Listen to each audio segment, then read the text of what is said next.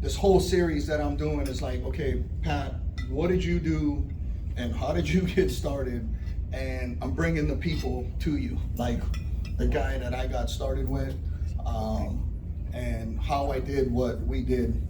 So what I'm going to talk about is how, like, how I paid off like my mortgages, my buildings, the packages of real estate that I put together, in like 5 to 10 years. Me and my wife don't ever take 30 years to pay things off. And the true wealth and the true comfortability in life comes when you have rents and things coming in and really no lien. You got no loan to pay. And so really I'm just paying taxes and the true comfortability of doing that.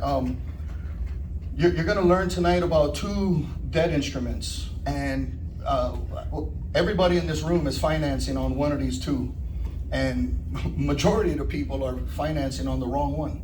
And so we're going to teach that tonight, and which one has the higher ROI and rate of return. And so I want you guys to really focus on that and maybe get educated on that, maybe dive into it a little bit more after this. Tonight I'm going to show you how to use your cash flow. There's a lot of us that, what I'm going to teach you tonight, you don't need to make more money. You can take the money you're making now, but just utilize it properly, and decrease maybe the use of a checking account. And I'll get into that a little bit more later.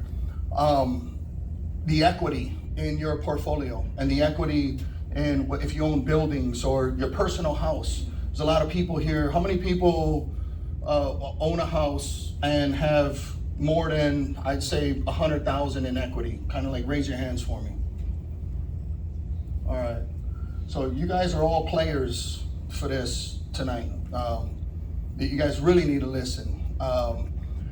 And taking that equity and paying off your debt and paying off things that really nobody's teaching.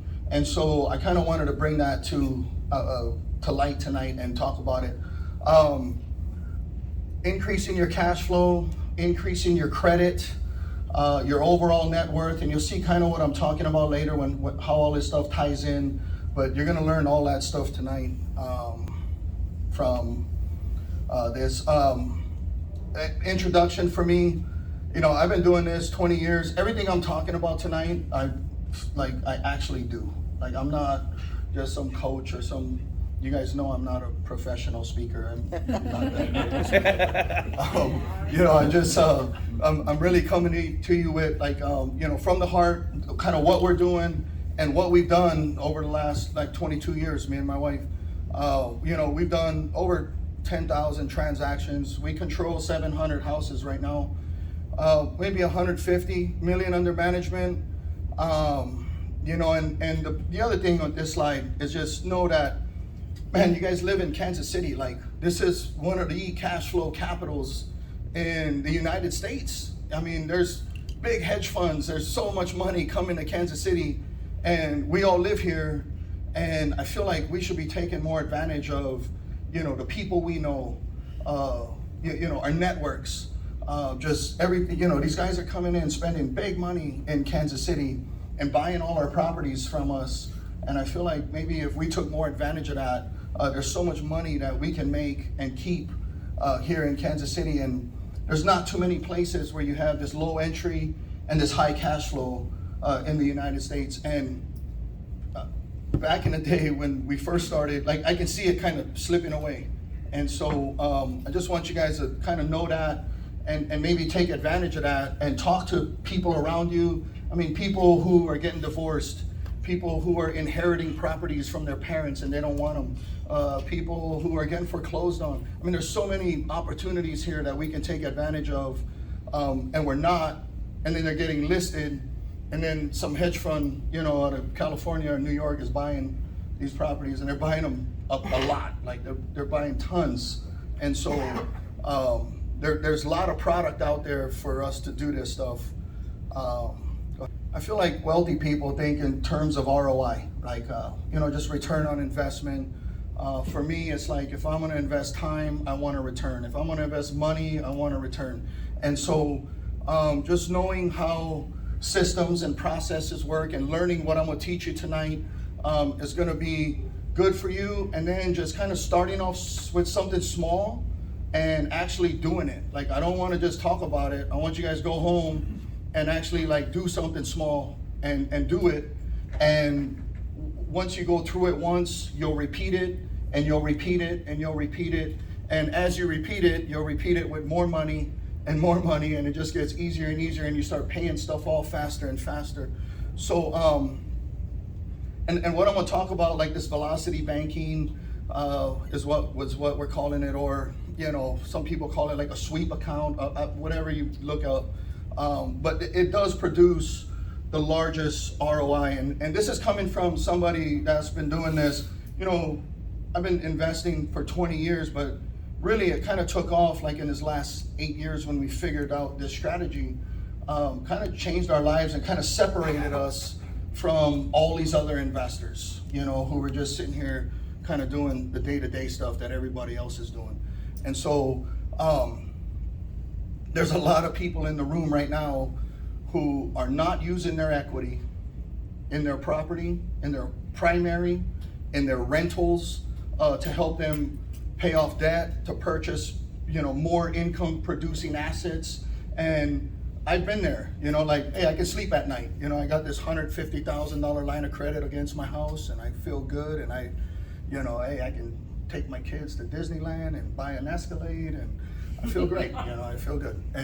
And you sit there and think like that, but that's not like the most fiscally responsible thing to do. And so I kind of want to talk about that, and just like kind of how we were really strict on certain rules, certain things that we did, and how we kind of ran our business and our stuff. And so we'll kind of go through all that as we get on. We're talking about paying off 30-year mortgages in 7 to 10 years. You know, school loans, credit card debt, all your debt.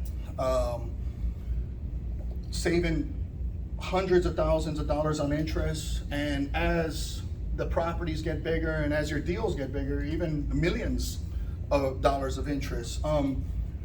Everything I'm gonna show you tonight, you're gonna be using like the bank's programs, the bank's money to do all of this. Like, you don't, this isn't anything, it's a little bit different, but when you guys hear it, you guys will probably be like how I was, like, holy shit, this is, I couldn't believe that I never was taught this, or I didn't know this.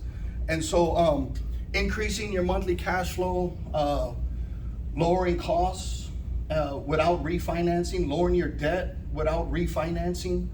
We all know, you know, refinancing, sorry for all the mortgage guys in the room, but that's the worst thing you can do is refinance on another 30-year term. You just kind of reset all the compound interest and all the debt, you know. And so we'll talk about that later on tonight, improving the credit score. And we're going to talk about doing this with your existing budget, like exactly what you have.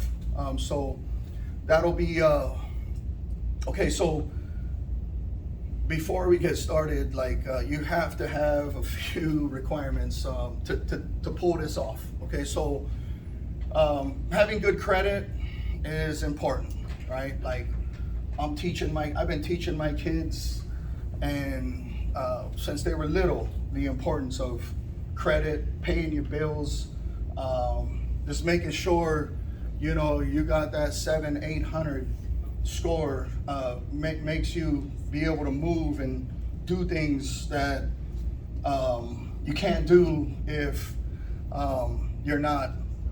you don't have good credit. And so you got to have good credit to do a lot of these strategies. You got to have equity in your house. You know, you got to have something that you have equity in. You got to be able to get a line of credit on something. And so we'll talk about that a little bit later. If you have paid off real estate, if you have equity in rentals and portfolios and buildings in your house, most people here are going to own a house and they're going to have equity in it, and they don't know what to do with it. And so that's what we're going to talk about tonight. You can also do this strategy with Credit cards. Credit cards are another simple interest tool that you can use. A little bit more risky because if you go past, there's a lot of credit cards out there that'll give you 1 year no interest, or some special program where you can run some of these programs, where you can run what I'm talking about, but you got to be able to have multiple cards, because if you're getting close to a 1 year time limit, you got to be able to balance transfer. You got to be nimble, and to get these cards again, you got to have good credit. And then I didn't put this on the slide, but another thing is, and actually Bernie is the one who told me and my wife about this, is always file your tax return so that you can go full doc. That was one thing that kind of separated, another thing that separated my wife and I. When the recession hit, a lot of my investors and Bernie's investors that were going stated, and they were doing all these like debt service coverage ratio. Nobody wants to pay taxes, right? But sometimes you got to pay to play, and so me and my wife always filed our tax returns where we could go full doc.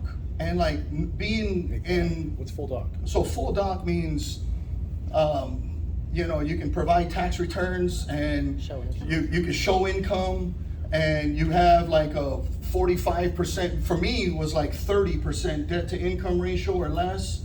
And so when the recession happened, I was still financing. I was still getting my loans done. I wasn't using Bank of America. I was using Bank Liberty and Pony Express Bank and Nottoway Valley and like these little small local banks, but they were still doing loans. They were just doing loans for people who had good tax returns and good credit. And so the power of being nimble and being able to move in and out of paper is important. And so, like all of us should know what our debt, situation is, and going to your CPA and talking to your CPA about, hey, I need to file my tax return where I'm showing a 30% debt to income ratio. Like write that down on your notepad. Like that, to me, that was something really important that we did. So we could always finance, even in the worst recession that supposedly, was ever out there. We still, we got stronger in the recession because we could finance and because we could get in and out of our rehab loans and our paper and our lines, and just, we could do things. So we got, it was, that's really important too. I didn't put that on there, but let's switch the slide.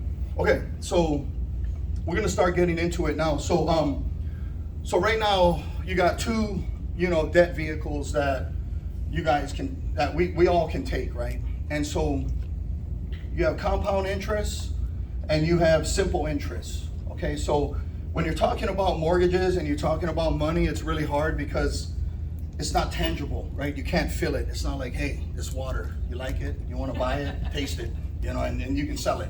I mean, when you're talking about money, you can't, it's just a little bit different. So I just want you guys to kind of like take notes and then just kind of like do your own research and think about this. But let's talk about compound interest. Okay, so compound interest is great when we earn it, when we receive it, right? Your 401k, your IRA, it's awesome, right? You get interest paid on interest, and you get interest paid on dividends that are reinvested. I mean, it's awesome, right? And that's what makes people rich. And it's the worst when you pay it, and your mortgage is compound interest. And so everybody who has a mortgage in here right now, you're paying compound interest to a bank. And that's why the banks are rich and they're making all this money. Okay, so compound interest is you're paying interest upon interest. Okay, and so it's good when we get it, but we need to teach people how to get away from it slowly but surely, so you're not paying it. And so your compound interest is on all your amortized loans. All your mortgages right now are compound interest. Me and my wife have 0 amortized compound interest loans, not one. And we never finance on compound interest loans, not one.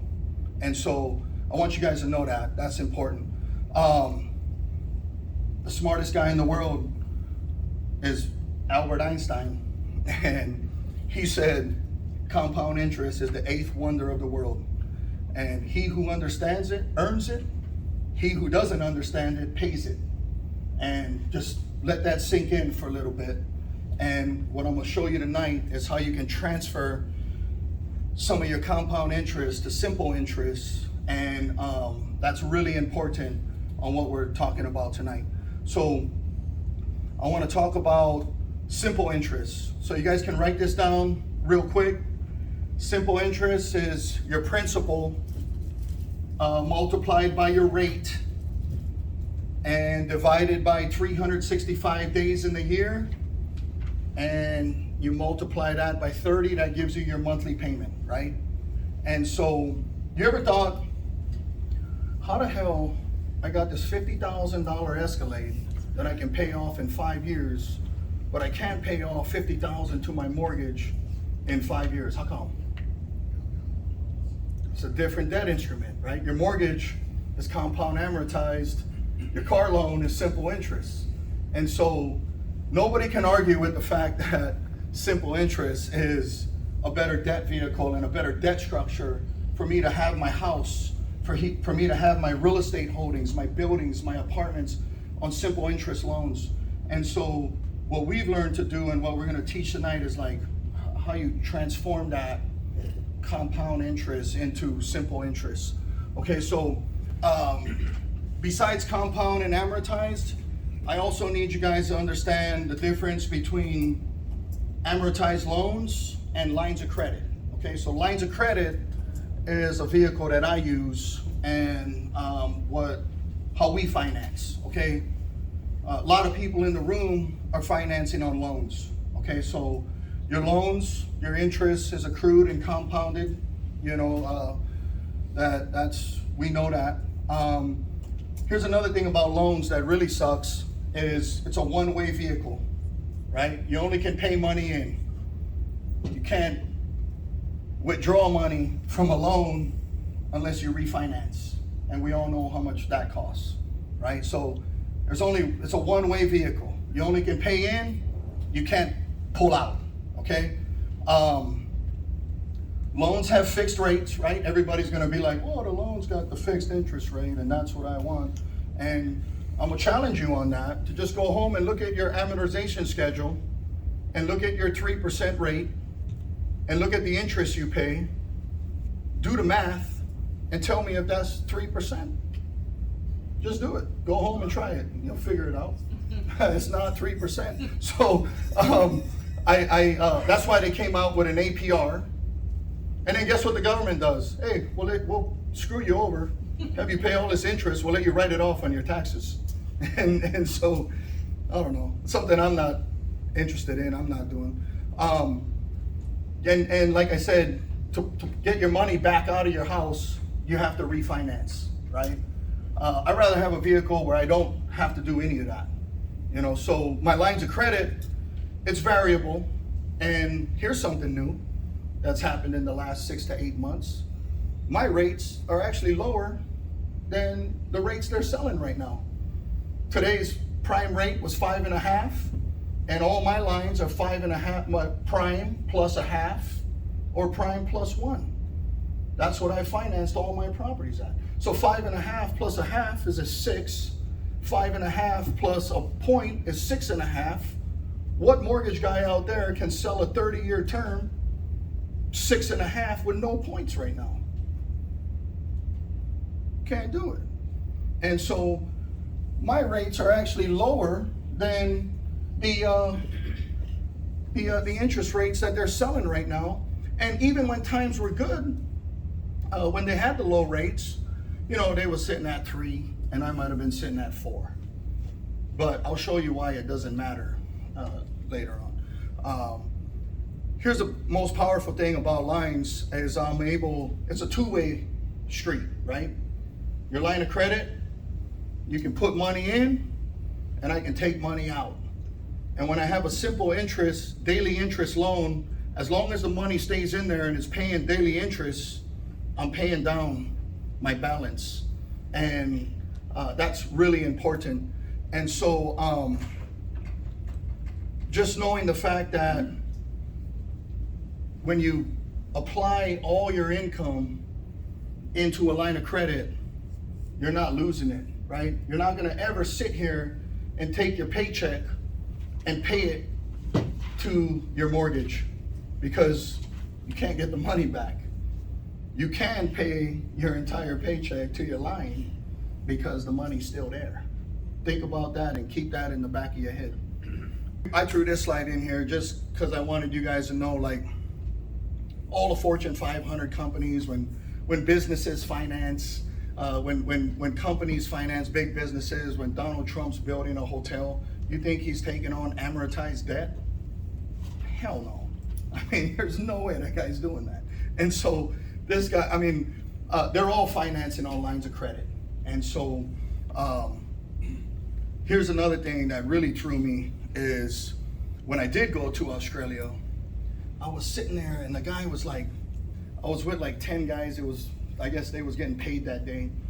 And they were all like, hey, we need to go to the bank and make a deposit to our line of credit. And I was like, a deposit to the line of credit? Like that word, the words just kind of threw me a little bit, because for me, I would make a payment to our line of credit. Like, you think of it as debt.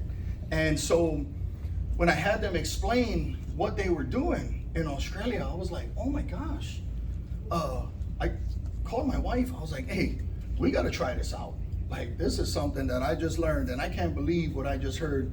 And I don't want to give it away just yet, but we'll kind of go through what I learned and what they were telling me. And I was like, wow, that is unbelievable. And me and my wife came back and tried it, and it just kind of, it took off from there. It just kind of separated ourselves from everybody else. So I want you guys to know this, though. Refinancing is the worst strategy for paying off debt, right? Like, you have to know, okay, if you're 5 years into a mortgage and you refi on a 25-year amortization, you might be all right, right? If you're 10 years into a mortgage and you refi on a 20-year amortization, you might be all right. You know, you're 15 years into a mortgage, you refi on a 15-year term, you're good. The worst thing you can do is be 10 years into a mortgage and then refi at 30, and the reason you guys all signed the documents is because your payment just got lower and things got easier and you feel like comfortable.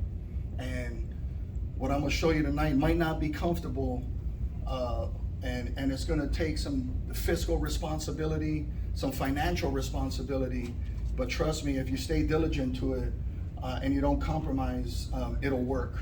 And so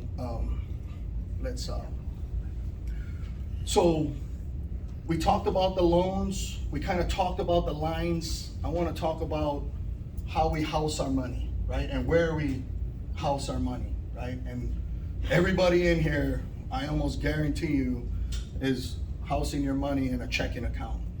And maybe the worst place you can keep your money, right? So with a checking account, and I want you to know this, line of credit, checking account, exact same vehicle with one difference, okay? With your checking account, you can put money in, right? And you can take money out, okay? We know that, right? You don't lose what you put in. Same thing with a line of credit. The only difference is with a line of credit, you can put mortgage debt into a line of credit, which is powerful.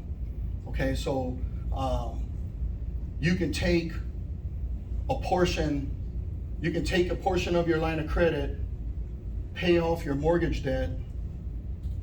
Now it's line of credit debt, and you can apply income to the line of credit, unlimited income, and you never lose it. That's powerful. Okay, so let's go to the next slide. So here's the strategy breakdown of what I'm talking about, okay?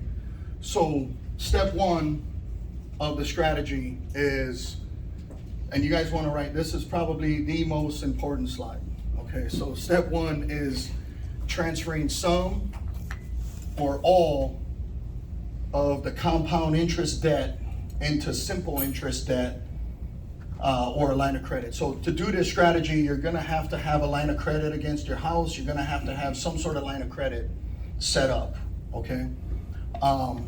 The second part of the strategy, and I don't know if replacing the checking account is a good word, because me and my wife still have a checking account.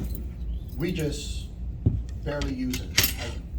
I think I pay myself $6,000 a month. I pay my wife $6,000 a month, and that pays our bills, and that's it.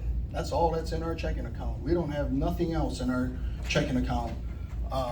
That's all we have in there. And so most people will sit here and put their wife's income, their rental income, all into this checking account, and they lay their heads down at night and they go to sleep comfortably, and they're like, yeah, I got 50 grand, I got 100 grand sitting in my checking account. They feel great.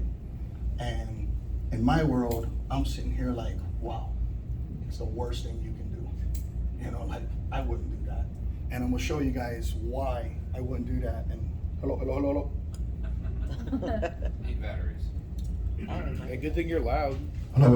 Okay. Hello.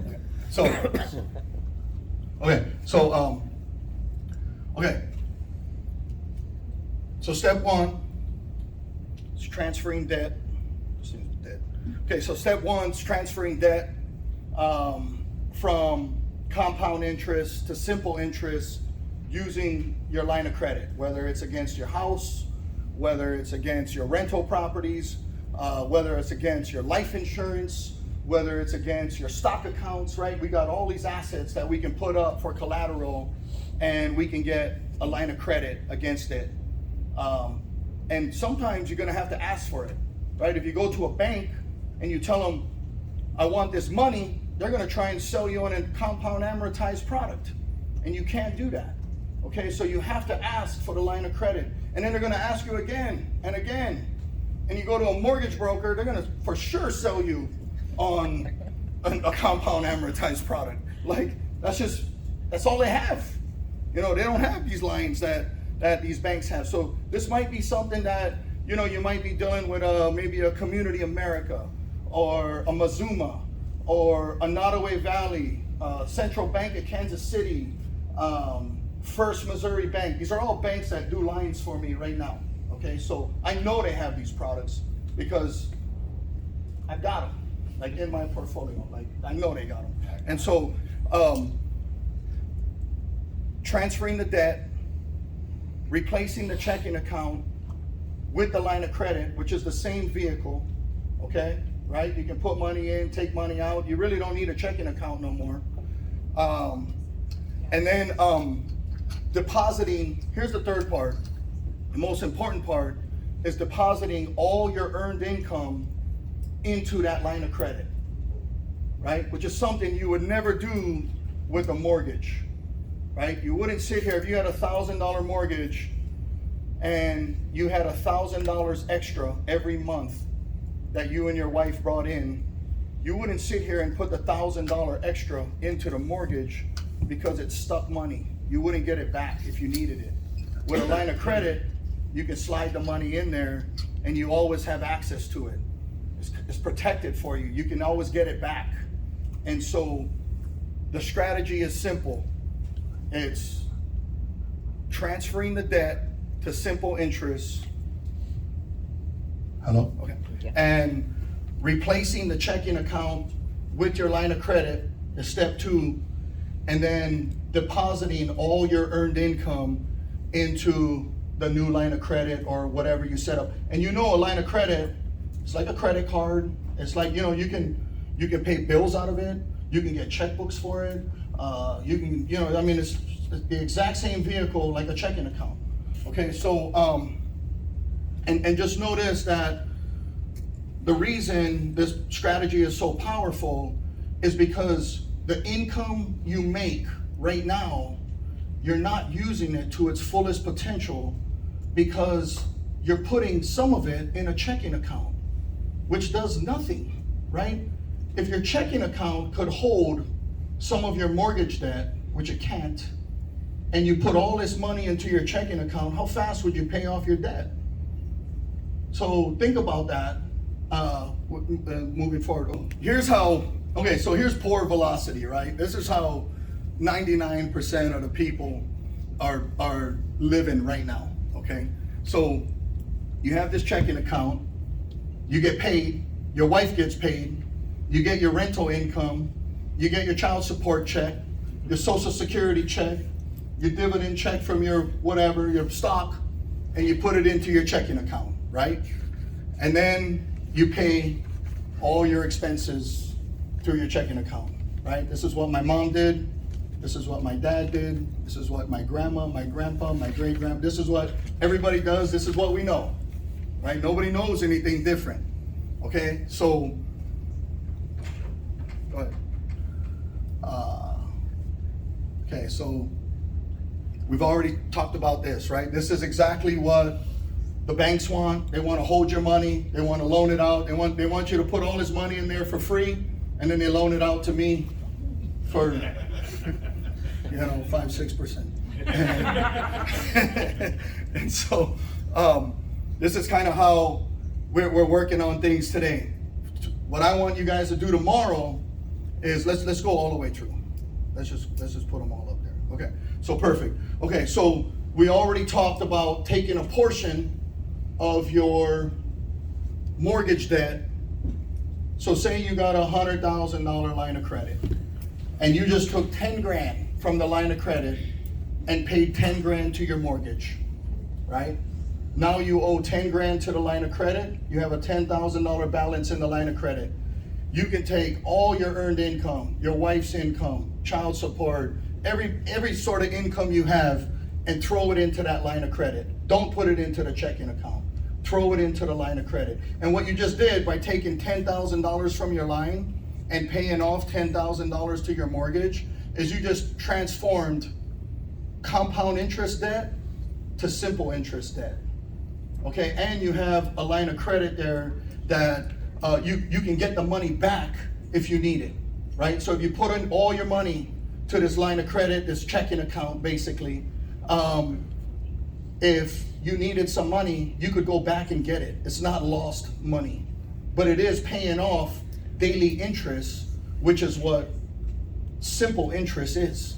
Okay, so from the line of credit, you now pay your expenses, you pay your mortgage, and so you're just setting up a line of credit instead of a checking account, and you're transforming some of your debt from simple interest, from compound interest to simple interest.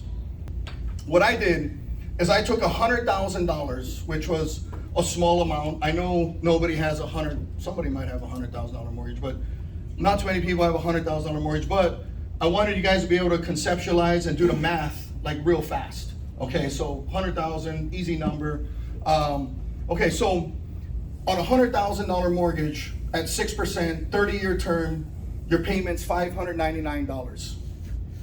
Okay, and I'm showing you guys with this, I guess what's the word I'm looking for? I'm showing you guys at the bottom right here, like amortized debt, a debt with extra payments, velocity banking. Don't worry about the advanced velocity banking. That's a whole nother strategy that if you guys are ready for that, I can talk about that later. But the first three boxes I want you guys to look at, okay? And we have if you took $10,000 from your line of credit, say you have a line of credit on your house right now, and all you have is $50,000. And most people are gonna sit here and go on vacation. They're gonna spend this money on non-income producing assets, right? They're gonna buy cars, they're gonna do dumb shit with it.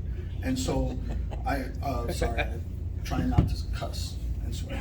But so when you take the 10 grand and you pay, if you take the 10 grand from your line of credit and you just pay it to your mortgage, okay, on a $100,000 loan, you're going from your first payment to your 82nd payment.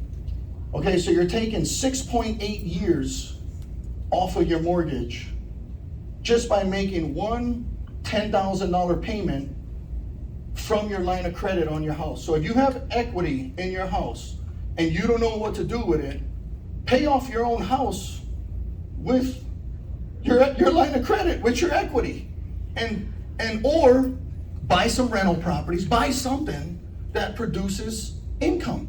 And so think about this now. If I can take 6.8 years off of my mortgage by paying 10 grand, and in this scenario, the net income, if you look at the basic velocity banking slide, the net income's 5,000, his expenses are 4,000. So this guy has $1,000 of extra cash flow so he puts 5,000 into his account, he spends 4,000 to pay his bills, and he has $1,000 sitting there extra in his checking account. What if you just slid all 5,000 into your line of credit, and as you needed to pay your bills, you paid it out of there, and then the $1,000 that was left over, instead of it sitting in your checking account, it just sat in your line of credit? How fast would you pay the $10,000 off at $1,000 a pop? 10 months. Okay? And how about if it was just 500? What if you just had 500? You would pay it off in 20 months. Okay, so if you can remove 6.5 years off your mortgage by doing this strategy, and even if you only had $500 extra and it took 20 months to pay it off, a year and a half, you're still winning and you're still paying off debt so much faster.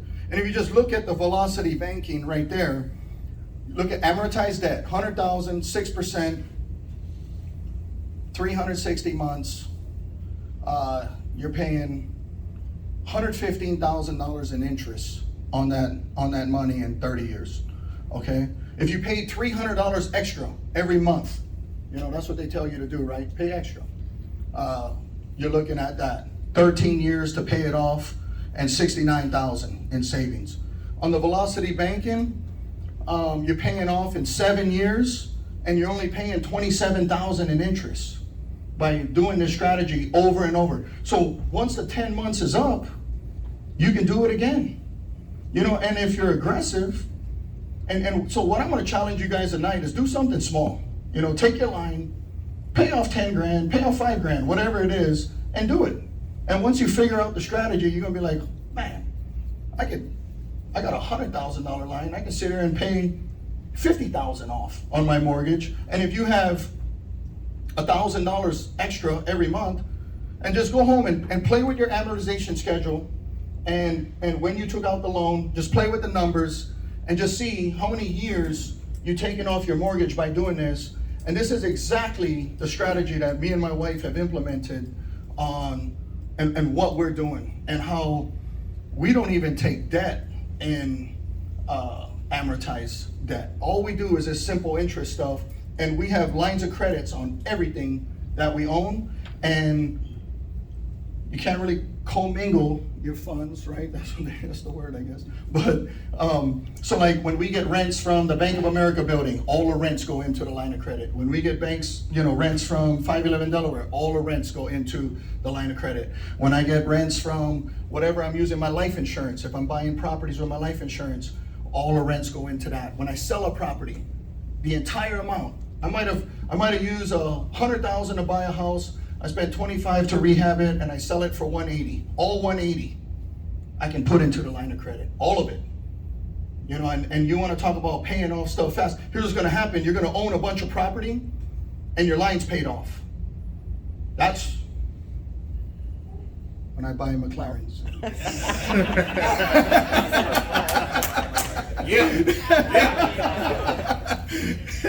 Okay, so I'm going to give you a situation, right? This is one of my buildings, and the first building we did when I came back from Australia. And okay, so on this building, I'm gonna give you the statistics, right? I had a $350,000 mortgage. I had a line of credit on my building for $1 million. Not used. I slept good at night. Hey, I had $1 million sitting there I could draw from. I only had $350 on the mortgage. I had $200,000 sitting in this checking account. And I was getting 15 grand a month rent from this building. What would you do with that? All right, so here's what I did. Okay, so I took the line of credit I paid off the $350,000 mortgage with the line of credit, right? So now I got no mortgage. I got a $350,000 line. And my banker's like, are you sure you want to do that? Your line of credit's at 4.5% and your mortgage is at 3.5%. Are you sure you want to do that? And I was like, yes, just do it. So we did it, okay?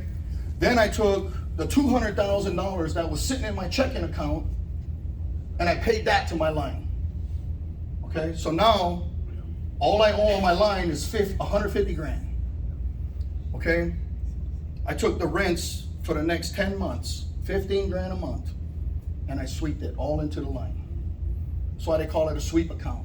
If you talk to some bankers, they might call it a sweep account because you're sweeping the money. Okay, and so paid off that building in 10 months. And that building, okay, so now let's move forward, okay? And I'm gonna tell you how this thing just kind of multiplies and multiplies and how you just keep growing and growing. And it's like, you know, you're sitting at the snowball, you start off small, you roll it down the hill. That's like there's a big snowball. That's what's happening here. Okay, so now the building's worth $2 million. I got a 1.7 line on that building. With that one asset alone, I can buy 10 houses every 6 months, let's call it, okay? So I'll buy 10 homes, 1.5 mil. You know, I've got the rehab in there. You know, if I got 10 homes at 150 grand is 1.5 mil. I got $200,000 in rehab for the houses. And once the homes are all rehabbed and rented and nice, they're comping out at $220,000. These are nice homes, like 3-bedroom, 2-bath, 2-car garage, maybe 1-car garage, north of the river, Blue Springs, Lee Summit, good homes. And really the only thing me and my wife are kind of keeping in our portfolio right now is like the 3-bedroom, 2-bath, 2-car garage. You know, that 1,200, 1,500 square foot, Lee Summit, Blue Springs, Raytown, Independence, these good, you know, where I can get, you know, 15 to 17, 1,800 a month in rent on them. Okay, so I just did a refi the other day, not a refi, a line of credit, and and we, you know, so they come in on the 10 homes at 2.2 mil. They give me a 75. Oh, here's the other thing: when you use your line of credit, you've got no lien on title, right? You've got no loan. And so that's super important, right? So now when I'm bringing 10 homes to the banker, these are free and clear assets that I already own, that I can command a line of credit. It's not like a purchase loan where you have to take a, you know, when you're purchasing a house, you almost have to take amortized debt. You know, but when you already own the house, you don't have to take amortized debt. And so I'm coming to the banker with 10 homes that are all fixed up, that are all rented, and they appraise them, and I get a 2.2 million value. They give me a 75% line of credit on the property, and I get 1.65 back. So I got 500,000 tied up in the deal. You know, that's still in there. That's my cash in the deal. Okay. My line of credit at 6% right now. My monthly payments, $8,137. All right, all the homes in that portfolio are rented for $1,700. I get 17 grand a month coming in. What do you do with the 17 grand? All to the credit. All of it, right? 100% of it. I don't live off of my rental income. I live off of real estate commissions and other stuff. And so 10 homes, rented 17 grand, all deposited into the line of credit. And if you just look at that debt schedule down there, we got it all laid out for you. 6%, 17 grand, 8,100. You got 8,863 net cash flow. You pay off that entire portfolio in 10 years. And what's not in that situation or that scenario is I can do this with that 1.7 mil. I can do that 2 times a year And if I get lucky, even 3 times a year, I can turn that same capital.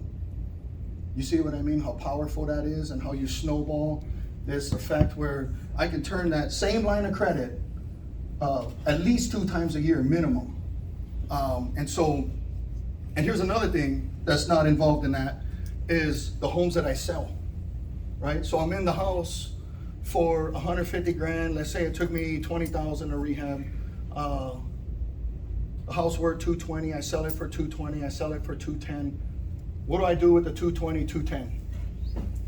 Straight into the line of credit. You see what I mean? And so that's even more powerful because that'll take me from 10 years to maybe 6 to 7 years if I just sold 3 of those assets. Okay? And so this is the power of harnessing your line of credit and the equity in your house and using the cash flow that you already have, the income that you already have. But nobody's teaching that, right? Nobody's teaching you to take your line of credit and pay off some of your mortgage and then just pay back the line of credit. You still got to pay your mortgage, right? But you take all your extra income and pay the line, and how fast you'll pay the line back, and then just repeat the process and repeat the process. And so